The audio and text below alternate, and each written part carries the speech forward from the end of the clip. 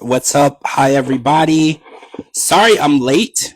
It has nothing to do with the storm. I was just late, like usual. But we're going to be talking about part 2 of this tell all. My voice sounds like I'm getting sick. I don't know what's going on with that, but we're gonna check in and talk about this tell all and break this stuff down. Hello, everyone. Dee Dee and Cara should be here in a second. Actually, Cara's already here. I don't know where Dee Dee's at.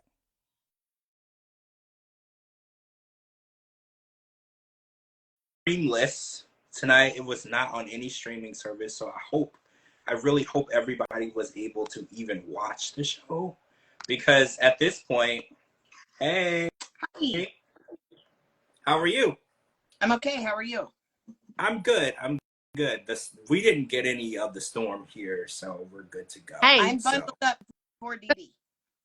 Yeah, unfortunately, it missed us, but it's like headed straight for Dee Dee, so I'm sorry about that. And she also had some issues watching the show tonight too, which I don't know what's going on. I don't know why they won't stream it. I know that apparently they're under new ownership, so I guess they've been purchased.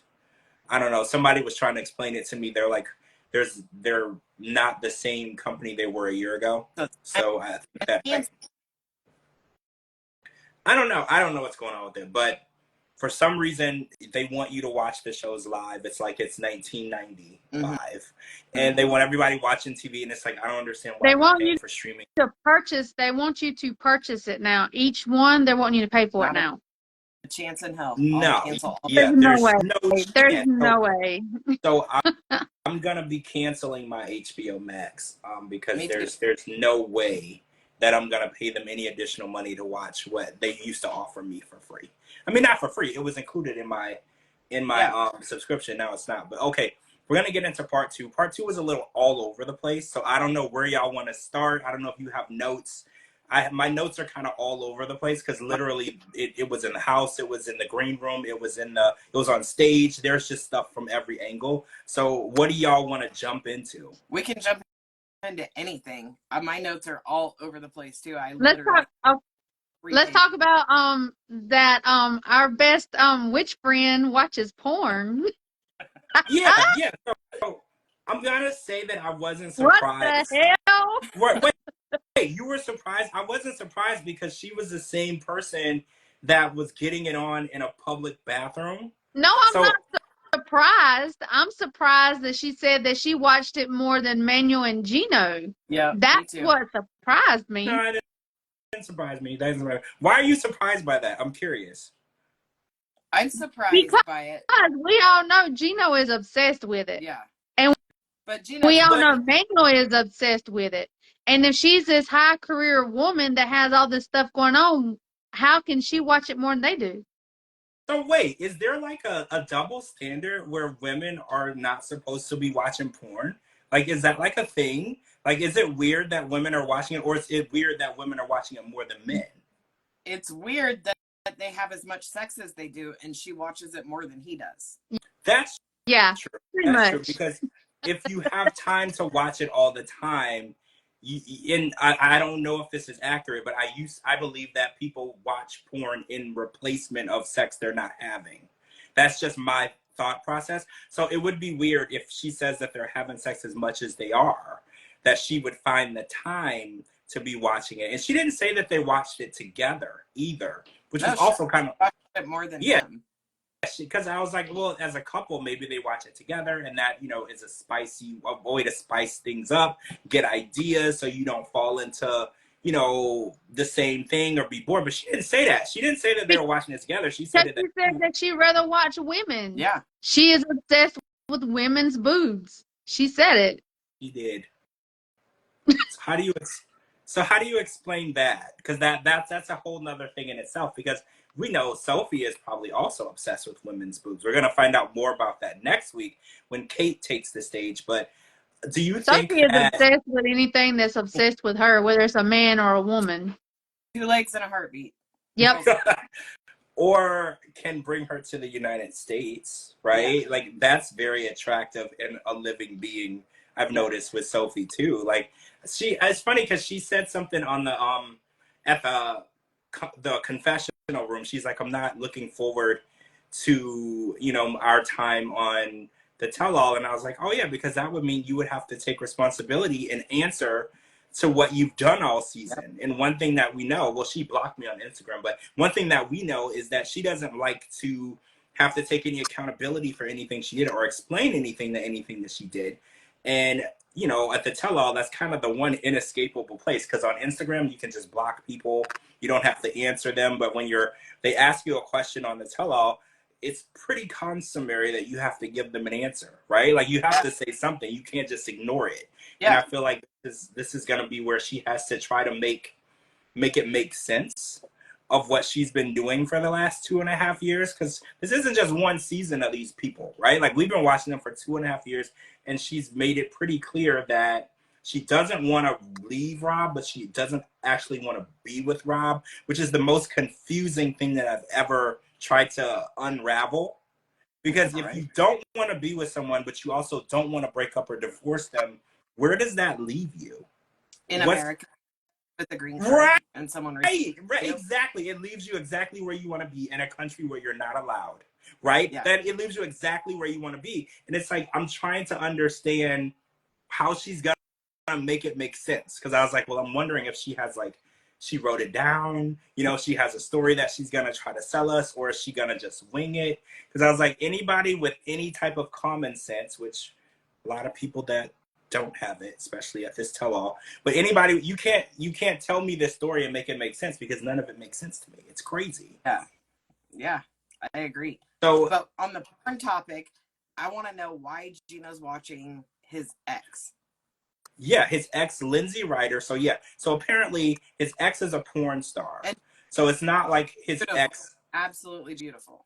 She's very beautiful. Mm-hmm. So for people who didn't know, she's a very well-known porn star, believe it or not.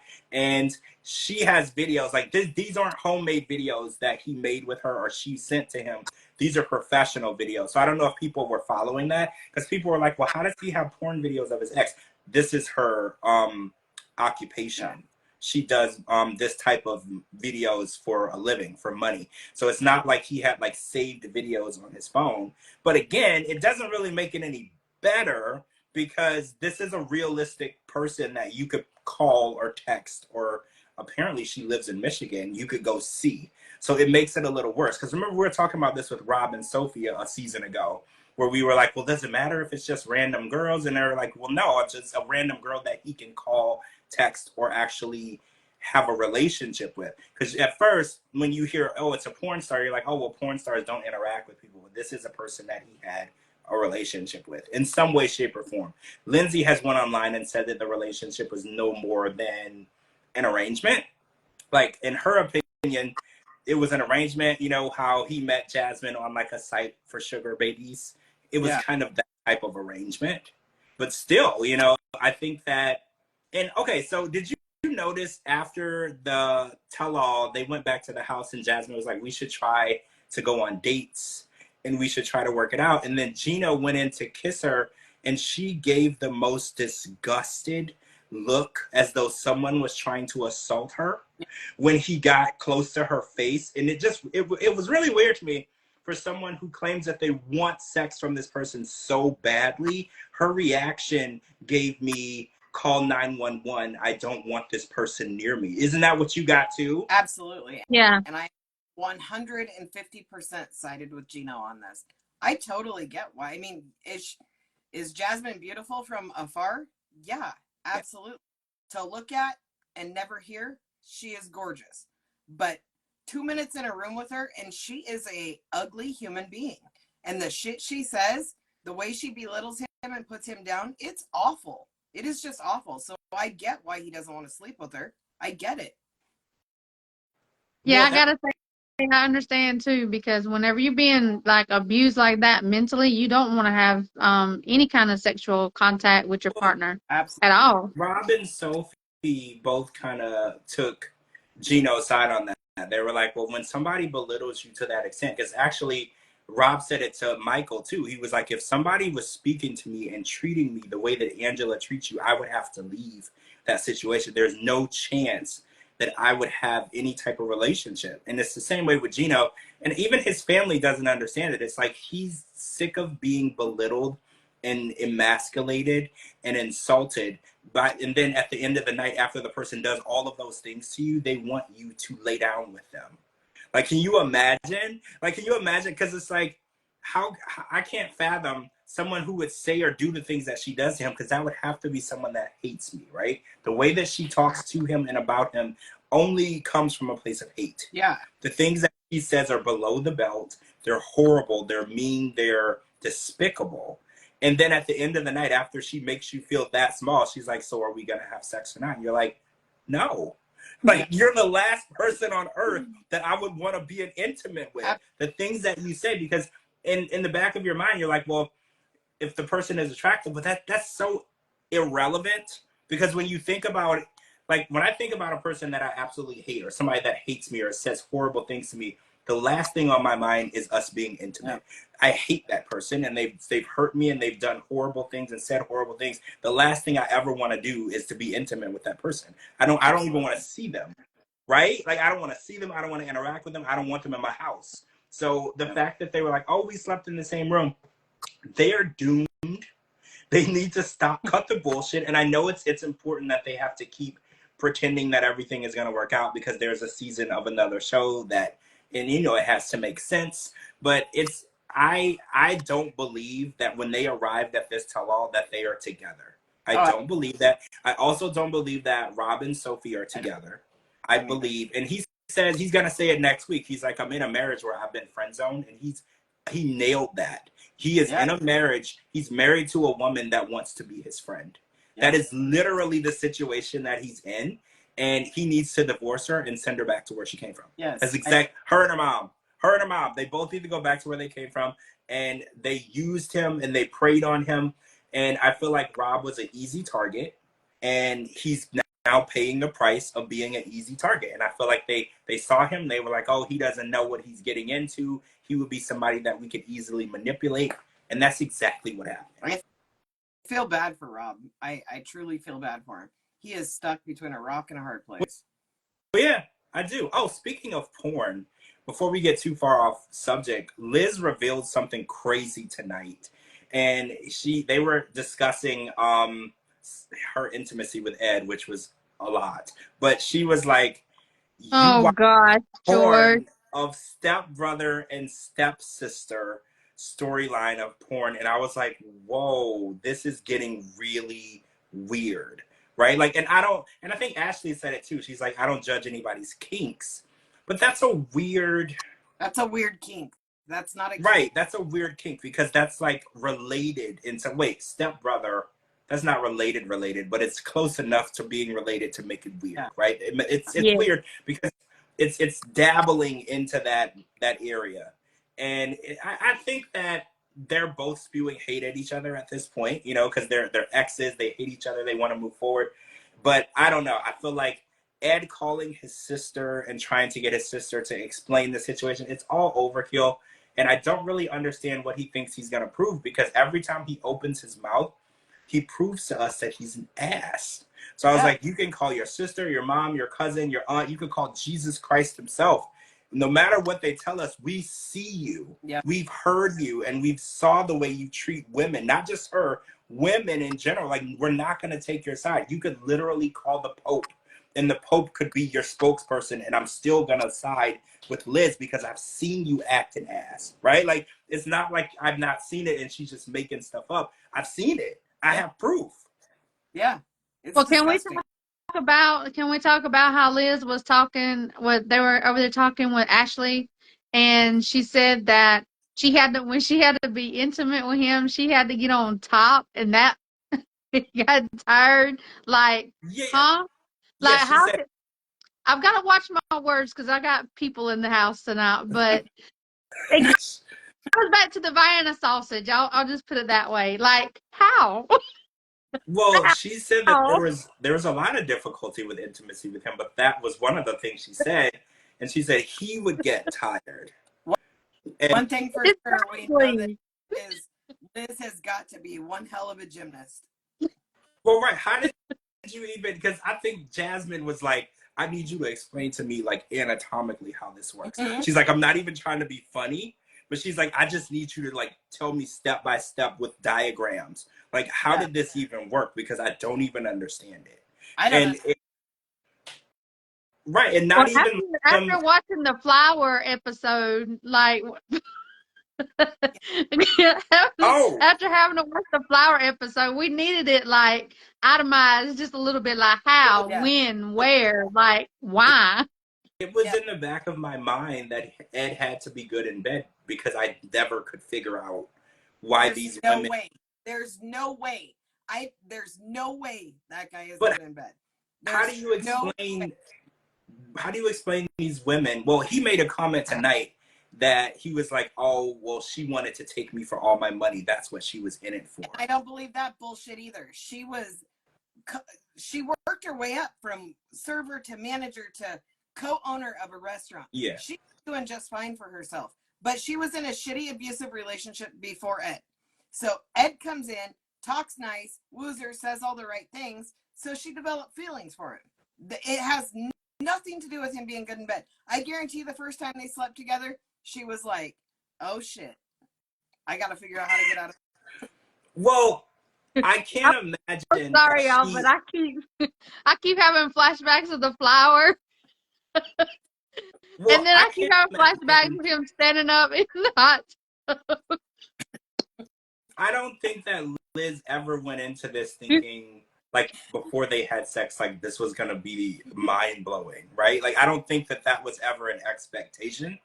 I'm assuming she went into it with zero expectations, because that's the best way to go into that type of situation. So if anything does happen that is pleasant, like, Well, oh, we know it. I don't give a shit what he says now about his money. So he's got a career now. He owns a house now. But rewind to the beginning, where she met him on a Vespa, nonetheless, with a excuse me, it's super smoky here, so I can't breathe. So on a Vespa with a dog in a backpack in his almost tiny home. I mean, what was his house, like 500 square feet? So she wasn't after his house. She wasn't after his motorcycle. She wasn't after his little dog. Like there was nothing there. So it had to be all words that he was saying that sucked her in, because I guarantee nobody ever, prior to knowing that he's been on 5,000 seasons of 90 Day, nobody looks at Ed and goes, God, that guy's got to have so much money. Nobody. well, he said something to, I don't remember who he was talking to in the house.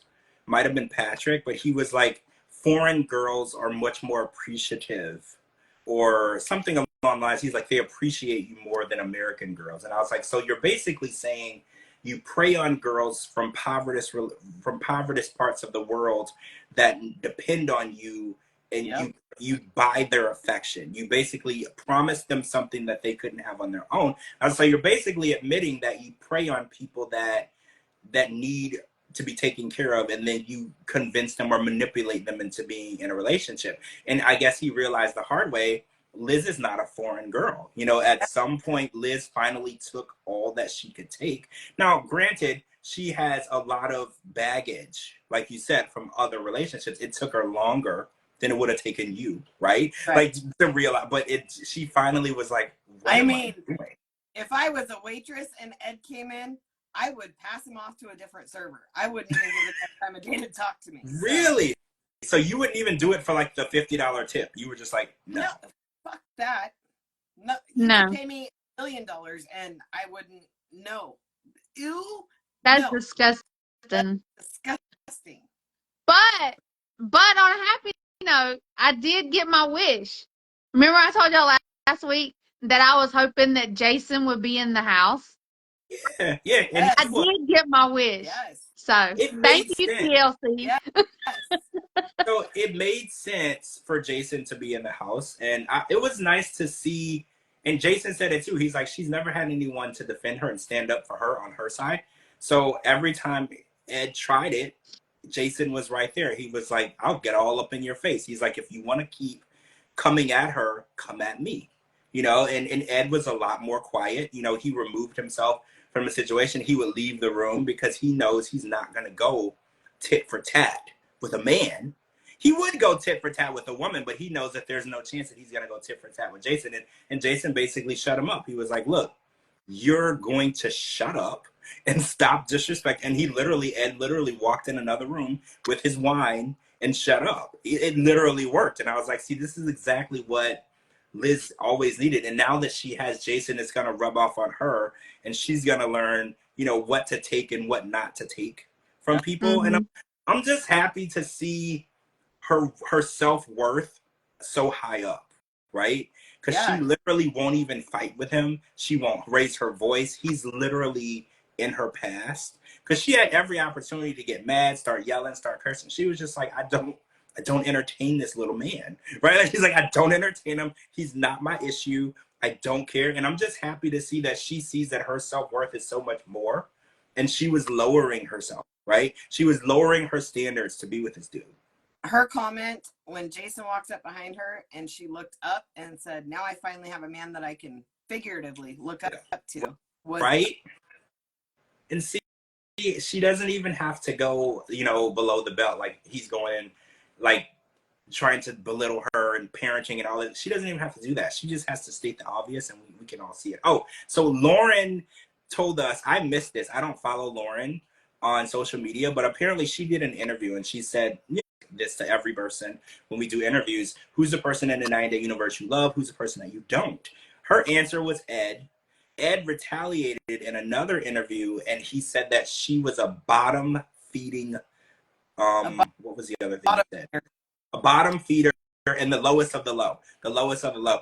So they kind of went at it in person, and Ed was like, well, you shouldn't have said anything about me. This is just me defending myself. And how do y'all feel about this interaction? Because notice that men have said Ed was their least favorite person. Ed hasn't retaliated, but since it was a woman, and in his defense, he was like, oh, well, you're a chauvinist. You love women and hate men. And I was like, I don't think that that's a real thing. I don't think that there's a female version of a chauvinist. And I was like, first of all, women have lots of reasons to hate men, so I don't think that that word even applies. But his reaction was, oh, well, you hate men, so you always come after men. I was like, well, couldn't we say the same thing about you? You hate women. You're always having issues with women. Like, it's literally the definition of being a hypocrite, right? He literally only says and talks shit about women. He never picks fights with men. That whole time he was in the house, he didn't have anything to say to Patrick. He didn't have anything to say to Rob. He didn't have anything to say to Kobe. Had no issues with any of the men in the house, but all of the women. And if you'll see next week in the hot tub, he's asking if any of the women that he referred to as bitches were going to stand up for him. And it's like, I'm tired of him and the way that he treats women. And again, the network seems to be very condoning of his behavior, right? Like, no one is ever calling him out. And one thing that pissed me off tonight, I'm getting ahead, but I kind of felt like they were trying to assassinate Kobe's character tonight. They were coming after him, saying that he was sending money to an ex or still in love with an ex. And I was like, so why are we coming after Kobe and his character? But Ed gets to sit on the stage and nobody's assassinating his character for all the things that he's done for all these years, right? Like, you're taking a genuinely good guy and you're trying to drag him through every ounce of mud that you can find, but you let this guy sit on the stage and nobody's saying anything about him and his behavior. It kind of rubbed me the wrong way. I was one of those girls that sat there and cried with Kobe. He is the most genuine guy that I have ever seen on the show. That guy comes full heart, like, and it just pissed me off that they were trying to set him up. They spent a whole segment and a half trying to assassinate this man's character. And I was like, he's literally the most decent, probably other than Patrick, guy in the building, right?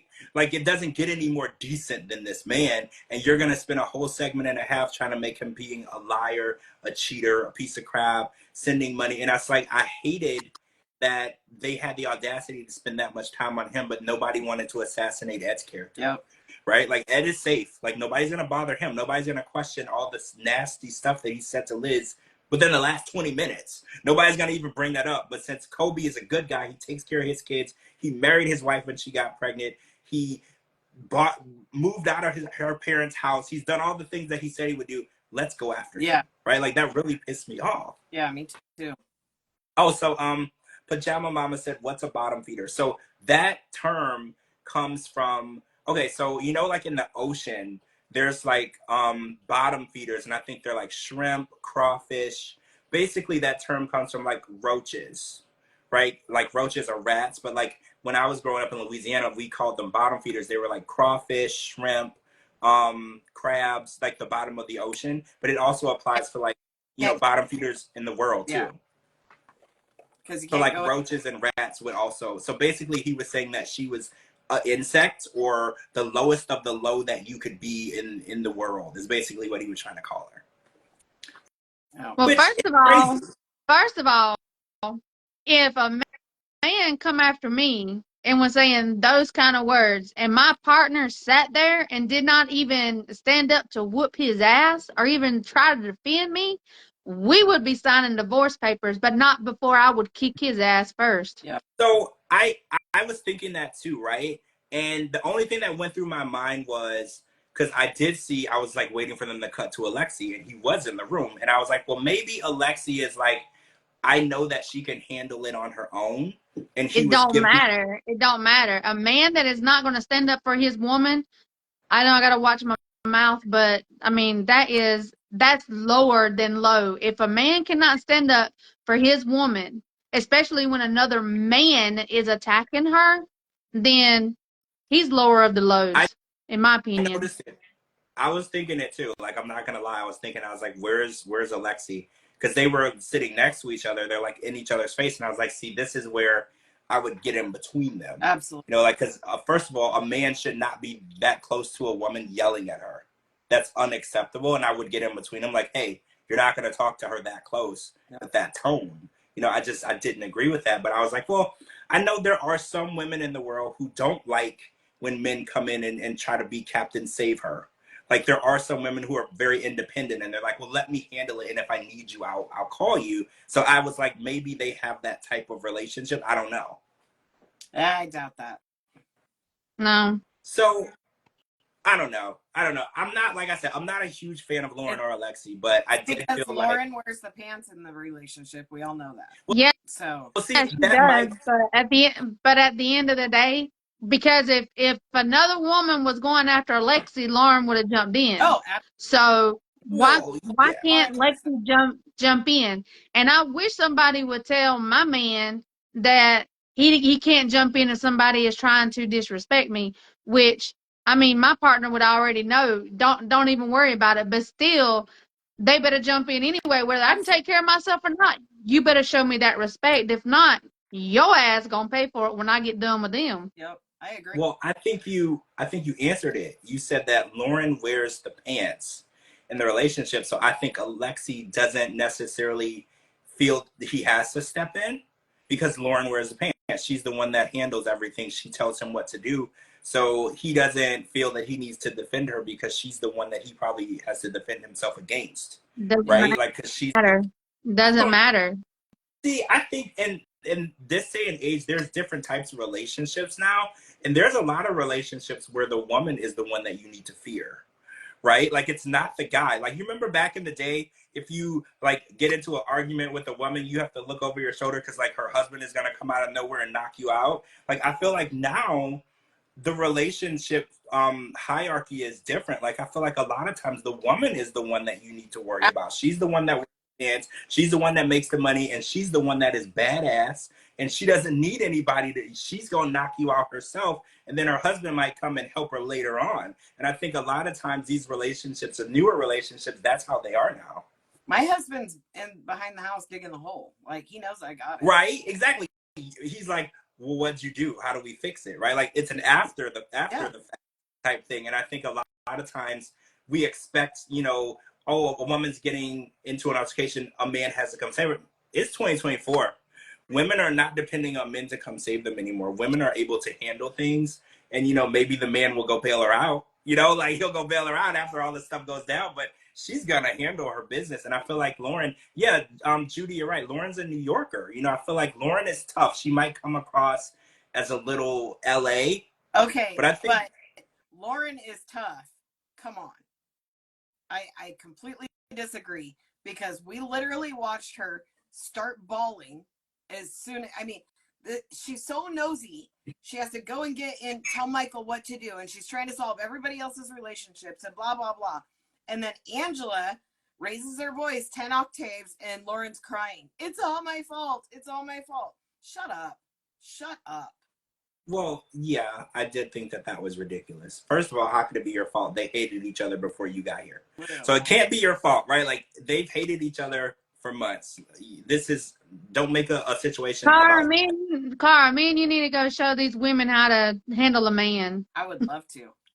So Let's I go. want to ask y'all what y'all think of this out of context statement that Angela threw at us tonight. She said, Michael said that all women are stupid. Completely no context. She didn't tell us the type of conversation they were having, the type of argument they were having. She didn't say who he said. Well, she said he said it to her daughter, but we don't know why. And then the women that weren't listening when she said it the first time, she walked by them in the house and said, hey, stupids.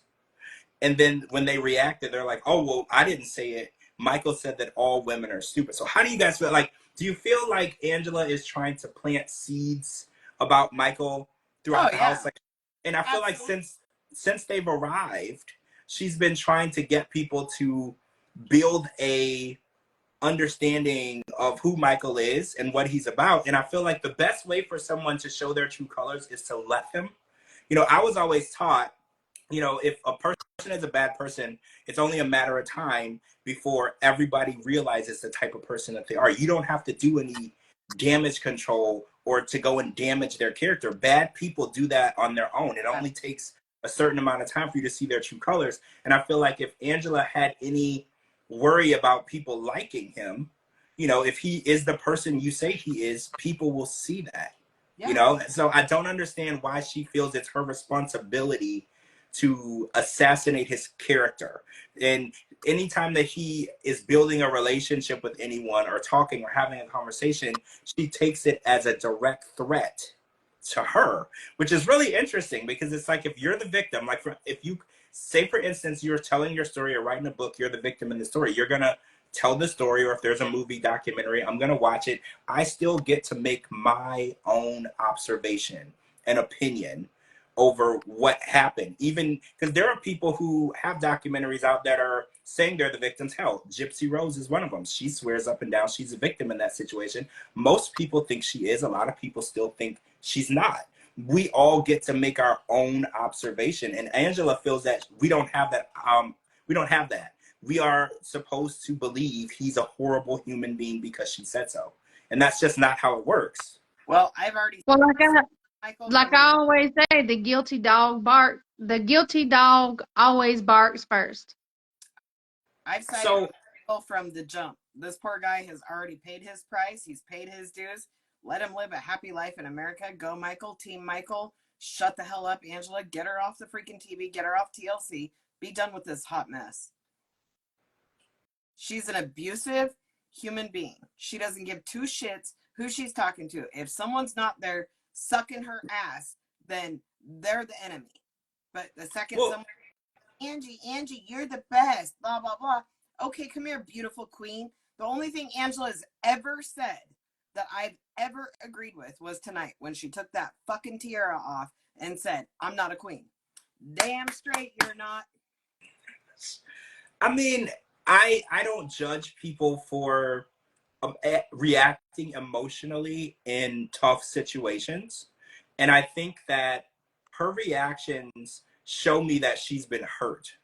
But if you have been hurt by someone, you can leave the person, divorce the person, you can cut ties with the person. Because the one thing that really confused me tonight, Gino said it too, because Gino's like, I don't think I can move forward with Jasmine. I was like, but you won't cut her loose.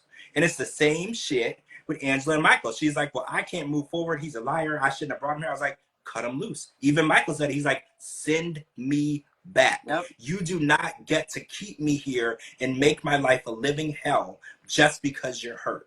If you don't want to be with me, if you don't want to move forward with me, if you can't forgive me for whatever you're holding against me, you have to cut me loose. And I think that on this show tonight, especially because Gino and Jazz, it's the same exact scenario. Gino's like, I don't want to be intimate with her. I don't want to forgive her. I don't look at her the same way. Let her go. She is not your property, and it's the same. That will ruin the next season. That ruins. Well, right. So they can't let the person go because the checks are being written, and they're only going to be cashed if you stick with the story. And it's like we're watching at home, like, well, if you don't want to see them, they don't even sleep in the same room. Gino tried to kiss her, and she made it look as though a cockroach was crawling near her face. That is literally the way she reacted to her husband trying to kiss her. You clearly hate him. So move on. And did you notice she was like, oh, well, when he was watching those videos of his ex, I was in Florida. We know what she was doing in Florida. Absolutely. Remember? Yep. She was with someone else. Yep. This was, you remember the stories were all over the blog. She was with someone else in Florida. So I was like, so yeah, he was watching videos with his ex. You were in Florida with somebody else. Like, are you going to fault him for that? You picked up and left for months. And you were staying with someone else. You know, I know we can't say the person's name, but you were with someone else for a while. And then I'm assuming TLC made some calls and they said, oh, we're going to do another show with you. Then y'all had to work it out. Right? You had to get back your stuff, move back in, because they're going to want to see y'all living together when they started filming. And that's exactly what went down. Yeah. She's just, it's just such a shit show. These people are so overrun and overplayed that it's like you almost see everything that's coming. The fact that Gino and Jasmine are no longer together, that's music to my ears. And the fact that Angela and Michael are no longer together, that's music to my ears. Unfortunately, we still have another season of Gino and Jasmine, but I think we're done with Michael and Angela, finally. Hopefully, Michael gets put on Single Life and Angela gets put on a cliff. I mean, I wouldn't be sad either way. They're going to wind up bringing them back. We already know. I mean, they going to wind up bringing them back because they're the ones that brings the drama, and that's what everybody wants to see. Mm-hmm. They don't want to see boring people. Yeah, we want to see drama. So, Lady Shaw, Angela has more than one daughter. Both of her daughters were on the show at one point, and then one was removed from the show because of, you're right about the incarceration. But yeah, she has more than one. Skyla's the only one that you'll see on the show now. So Gotti won't be back on the show after some stuff that went down. Actually, if you want to know what went down, Google Angela Dean Maury Povich show. It'll give you basically everything you need to know. So it'll tell you the ages of everybody involved and everything, and you'll understand why that happened. But yeah, she was married before, and you know, we touched on that. I think that your past relationships dictate what your future relationships are going to look like. And you know, I think that she's been in chaotic relationships, and I think in her mind, chaos is the way love is supposed to work. And you know, we've watched lots of people who behave that way. Nicole and Mahmoud, they love the chaos. There's just some people, and Jasmine is just obsessed with chaos. I feel like I love the chaos and I love the drama. What I don't love is the outright abuse. Angela is abusing Michael every single second. She's controlling everything he says, everywhere he moves. Get out of my house. You don't get too far away from me. You stay where I can see you. That she's abusing him so bad on national television. This is absurd. Well, did you hear her comment tonight? He said, "Why are you yelling?" And she said, "Because I pay taxes." Yeah.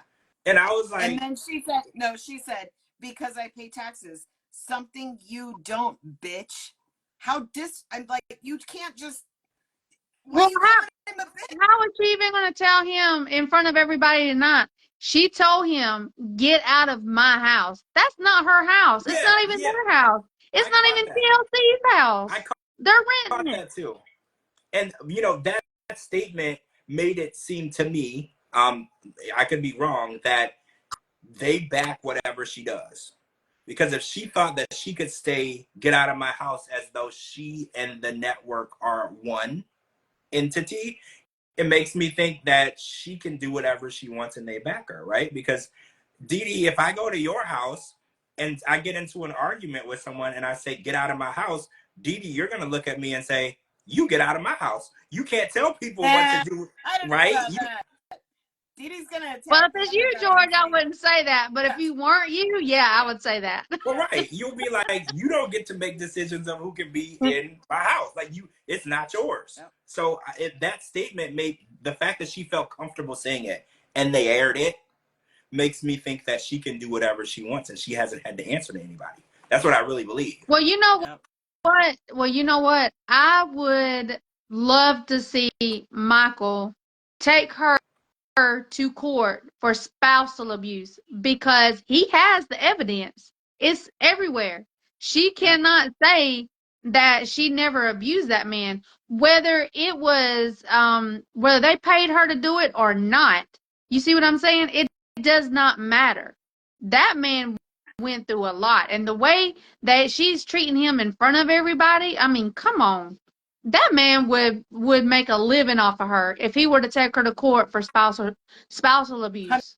Well, there's a clause in the immigration law where, because do you guys remember Eve and Muhammad? There were some voice notes or whatever that got released, and she was being like verbally abusive. I want to say that you could hear her hitting him. This is all alleged. In the voice notes, and he actually was able to go to court. And he was able to stay here, but he did not have to be in a relationship with her. He didn't have to have ties with her because, you know, he proved that the relationship he was in was abusive. And there is a clause. Michael has more than enough footage. He's got like, what, 50 years of footage of this abusive, nasty human attacking him constantly? He doesn't really need to prove anything because he's on a spousal visa. So once he got here, he could stay. When you're on that K1, when you're on that K1 before you get married, they can send you back. And the abuse, I think, happened right before even Muhammad were to get married, or right around the time they got married, before any paperwork was filed. So all he had to do was prove that it was unsafe for him to be in that environment, and he was granted, you know, they basically told him, you can stay here and you don't have to be with this person, but they're still legally responsible for you. So whatever issues that he incurs with assistance, she's still gonna have to pay. But that clause has been in place for a while now, because a lot of people, they come over here and the person doesn't see them as human or equal, and they're abusive, and they talk to them like they're below them, and they make them feel like they have to accept it. They're like, well, what are you going to do? Where are you going to work? Who's going to take care of you? And they make the person feel like, well, I have to accept this. I have to be in this abusive relationship. Where else would I go? You don't have to accept it. There's actually laws to protect you from this very thing, because a lot of people come over here, and especially from third world countries, and unfortunately the Americans sometimes make them feel like, I'm gifting you the gift of life, and you have to worship me no matter how horrible of a human being that I am, right? Because we're kind of seeing it right now. It's literally what we're watching right now. They're like, you should just be kissing my feet simply because I brought you here. And it's like, nobody forced you to bring anybody here, right? Even Angela, because even Alexi said it tonight. He was like, if you brought him here and you had all the information you had, you kind of deserve what's going on right now, because you did it. Yep. You made that decision. Stop making it seem like Michael is the problem. Michael would still be in Nigeria if you would have left him there, but you didn't. And you brought him here because you had something to prove, and you wanted to continue your journey on this show, and you did it for all the wrong reasons. And now you're reaping the rewards of a bad decision, right? Like, this was a bad decision on her part, and now she's blaming everybody but herself for a decision that she made on her own. Nobody made her do it. I mean, we see Michael doing his TikToks and his lives in his nice, clean house in Texas. Like, he's living his best life, and I hope he thrives. I hope he does nothing but amazing things. And welcome to America, Michael. You earned it more than anybody. And out of anybody in the 90-Day Fiancé world, Michael worked for that green card. Absolutely. Whether it was a scam or not, that boy, he worked for that green card. Well, the latest live, I think it was Michael and Kobe that were live on TikTok, and I know you guys saw this. Well, actually, let's Yeah. go back even further. So last week, not Angela, Jasmine and Michael took a selfie at the tell-all. Jasmine posted the selfie, said, "I hope you find happiness." Angela commented underneath another person's post and called Jasmine a piece of shit. Yep. Because she posted a picture with Michael, which this is very standard practice, guys. When the people film these tell-alls, a lot of times this is the first time that these cast members are interacting in person. So they take lots of pictures, they make selfies, they do reels, they go out after, you know, they build relationships. So this isn't anything, because Jasmine even had to go live and was like, nothing is going on. You know, I don't know why, you know, she would be upset. He's a fellow cast member, just like she's like, I took selfies with everybody that was there. We made videos, you know, we were bonding as friends in person, because they don't get to, they're all in different parts of the country, guys. They don't get to see each other as frequent as you think. And then Kobe and Michael went live the other day, and she reposted that and called them both fake. Yeah. And what's really interesting is she's declaring war on anybody who acknowledges Michael as a human being, I guess, like that treat him like a human being, right? And it's like, it's going to be a really tough life if you're going to just be spending all your time declaring war on every person who says hi to your ex. Like, can you imagine, like, you're like gatekeeping your ex, and you're like, oh, this person liked their picture, so now I need to call them a piece of shit, or this person did it. And it's like, I wish this bitch would call war on me. Bring it on. well, I feel the same way. And I'm right down the road from her. So remember when Michael first opened that Instagram, and I think Kim followed his page, and she went on a live and started threatening Kim. And it's just been an uphill battle with anybody who acknowledges Michael as just being a human being. And it's like, it takes so much energy to try to get someone to hate someone with you, right? Because I've had it happen to me so many times. I have a friend, they call me, they're like, guess what this person did to me? And then they'll tell me the whole story. They're like, you should say that. And I'm like, well, why do I have to get involved in your fight? Like, we didn't get it. And it's like, I don't, and you know, you're not always getting the full story. There's always like 3 sides to every story: the truth, the lie, and then the police report, right? There's always 3 sides to the story, right? So you don't know what you're really getting. And it's like, so now I'm supposed to like start defriending people on behalf of other people. And it's like, I've never been that person. If the person did something horrible to me, absolutely, we're never going to speak again. But I also give people the benefit of a doubt, because let's say they did do something to you. What'd you do to them? Right? Like, I'm not getting the full story, because I was like, well, they've never done anything like that to me. So what did you do? Right? Like, I need to know the whole side. Like, don't just tell me, oh, well, they said I was this, so you should hate them. Well, what'd you say before that? You know, when you see those viral videos and you get the 15 seconds of the person fighting, but we don't know what happened in the first 15 minutes prior, but got them triggered.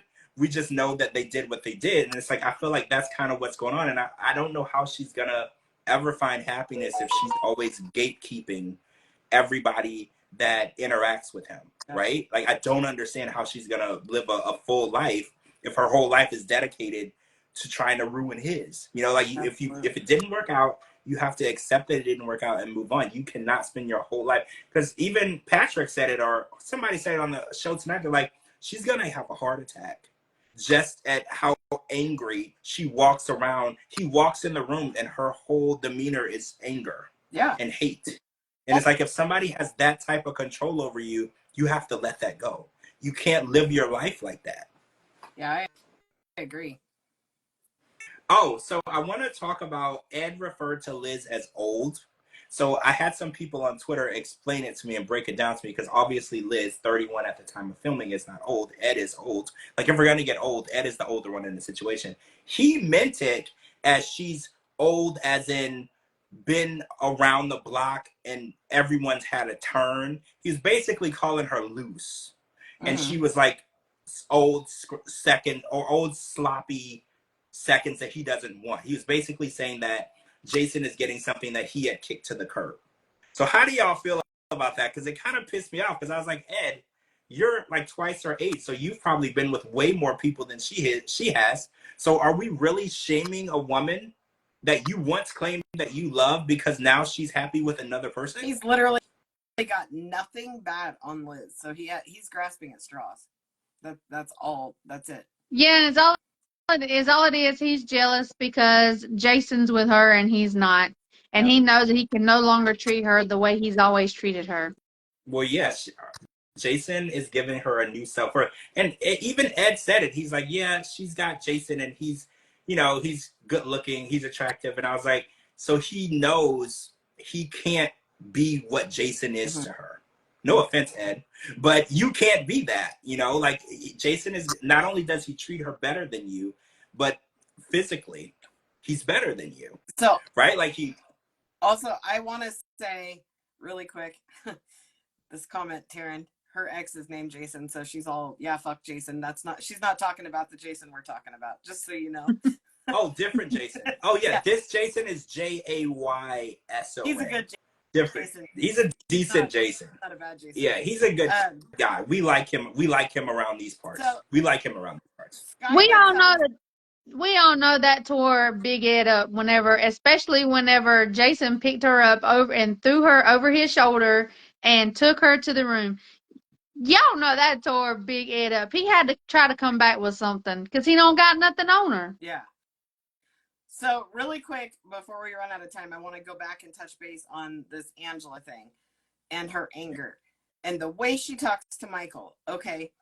Skyla comes out and she says, Mama's not happy. Mama hasn't been happy. Mama this, Mama that.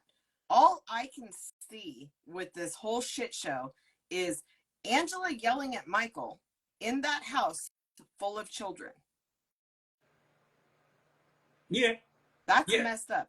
All those kids couldn't wait for him to be there, and now grandma is the devil on steroids. That's horrible. Well, yeah, because the children won't and will not understand any of the grievances she has with Michael, right? Like, they don't understand cheating. They don't understand voice notes. They don't understand any of that. They just know that they spent 7 years getting to know this man over the phone.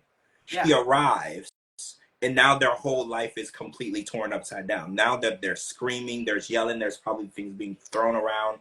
Their whole life is completely upside down now.